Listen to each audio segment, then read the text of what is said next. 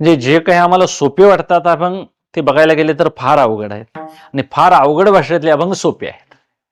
सोपे असं होत नाही. कोणालाही विचारलं तर ज्ञानेश्वरी कळत नाही म्हणतात लोक, हरिपाठ मात्र कळतोय म्हणतात. पण तसं बघायला गेलं तर हरिपाठ अवघड आहे आणि ज्ञानेश्वरी सोपी आहे. ज्ञानेश्वरी म्हणजे थांबलेलं चक्र म्हणा. त्या चक्रावर उभा राहिलं तर तुम्हाला पूर्व कोणती पश्चिम कोणती सांगता येईल.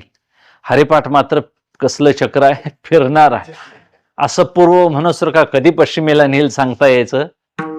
एका अभंगात म्हणतात ज्ञानदेवा सांग झाला हरिपाठ, आणि पुढं अभंगाने मांडतात. म्हणजे अभंग संपल्यात म्हणायचं, हरिपाठ झालाय म्हणायचं. ते यथासांग शब्दाचा अर्थ काय हेही कळणं दुर्मिळ आहे. हेतू काय, ज्ञानोबरायांनीच ते पटवून द्यावं म्हणून हरिपाठात अतिशय समाधी भाषा वापरलेली आहे.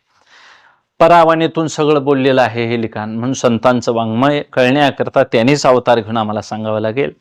आणि मग भक्तिप्रेमासाठी आलेले अवतारी संत महापुरुष आहेत, त्यांना काय नव्हतं त्यांच्याजवळ सांगा. ज्ञान होतं, भक्ती होती, कर्म होतं, उपासनेत यज्ञ यागादी क्रिया करू शकत होते, पराकुटीचं वैराग्य होतं, उपरती बोध हे सगळं त्यांच्याजवळ होतं.